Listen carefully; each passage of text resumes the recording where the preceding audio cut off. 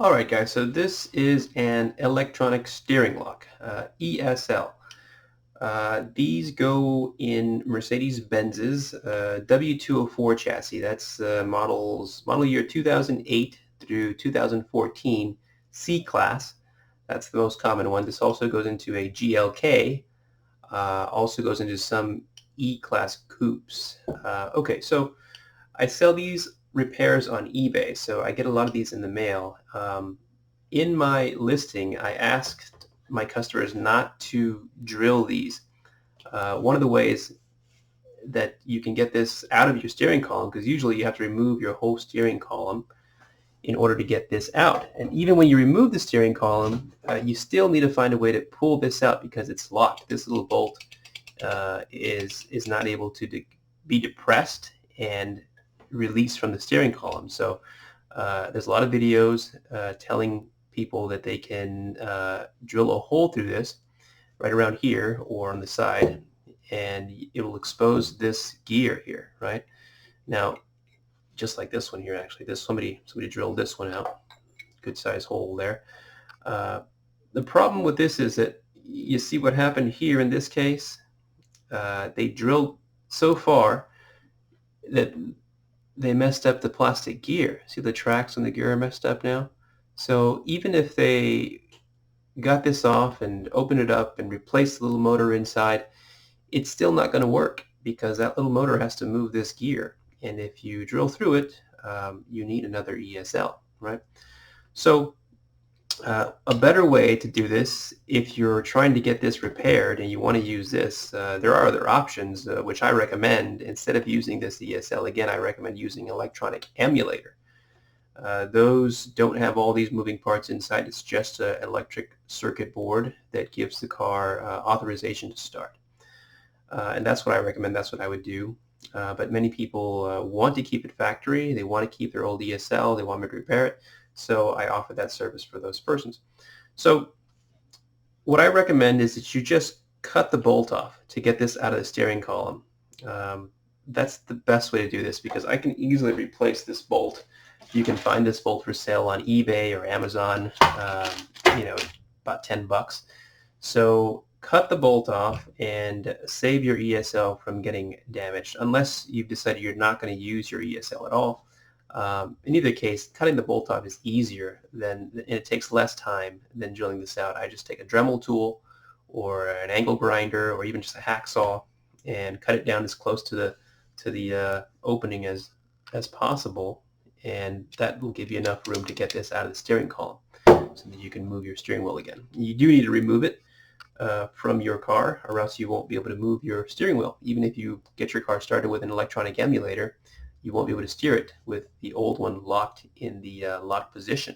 So you have to remove it. So yeah, that's what this video is about. I'm just letting you know the best way to do this is just to cut the bolt off. Cut that bolt off and then send it to someone for repair and have them replace the bolt. They might charge an extra 10 bucks or so to replace the cut bolt, but at least you'll have the opportunity to fix it, which in this case, this is no good anymore and they need a new one. These are not sold separately, so you just be getting, I doubt someone would just sell you this one piece here. They'd probably like to sell you the whole box. I see them on eBay for 100 bucks, 150 bucks, even $200.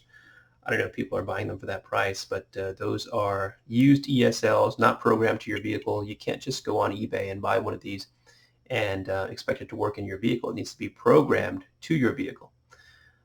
So that's where I come in. I make a listing on eBay that offers both the emulator, which is what I recommend, and I also sell this one too, and I sell them both for $239.99, same price. I don't charge any more or less for either one.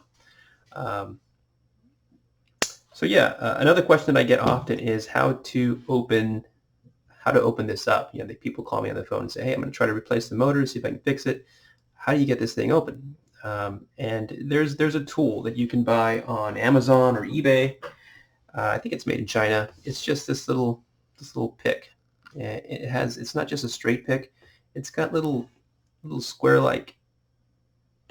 It's got a square-like edge on the bottom here, and that's so that it grabs the spring pin here, and you can twist it out. So I'll give you a little demonstration here. This works pretty well. All except for one. One of these is really stubborn on all of these ESLs. This one here, the one next to the connector. Sometimes I can get lucky and get it out with this, but usually I have to take a drill bit and drill it. And once the small drill bit, I get a small drill bit so that it can fit inside the hole, and it grabs it eventually, and it starts spinning it. And once it starts spinning, you can then slowly pull it out, and that usually works. But yeah, let's give you a little demonstration on how. See, this one's already out. You can see that one's already out. Once it gets to that point, you can just pull it out with your fingers, or use whatever you got, some pliers, or I'm using an electrical splicing tool here. Pull that right out, no problem. Okay, so let's put that back in. Now, say you've got one in this situation here, this tool, it'll cost you a few bucks on Amazon. Take it, put it straight as possible, and give it a good couple of whacks with your hammer. On a hard surface, my desk gives a little bit, so I'm going to have to hit it extra hard. Okay, once it's in, then you can start spinning it. There's a direction that each pin likes to go in. You just have to find out by ear. I'll start with backwards, and backwards seems to work on this one. So this is counterclockwise, and you can see it comes right out, no problem. And you just repeat that with all the other ones. And with this one here, if you can get this one the same way, great. If not, use a drill bit, a small drill bit, so that you can get it in and start to pull it out. This one I think I've done before, so it might just pop right out, or not. See, this is what I'm talking about. This one, it's just stuck in there. I don't know if it's because this edge here is too tight for it to come out. I don't know, but it always gives me trouble, this one here. So I use a drill bit for that one. Then once it grabs it and you can see it spinning, pull it right out nice and slow. It works every time. So that's about it. If you need this repair service, I'll leave my contact info at the just below the video. You can give me a call, send me a message, or you can also find my link on eBay. I will also leave that link in the description.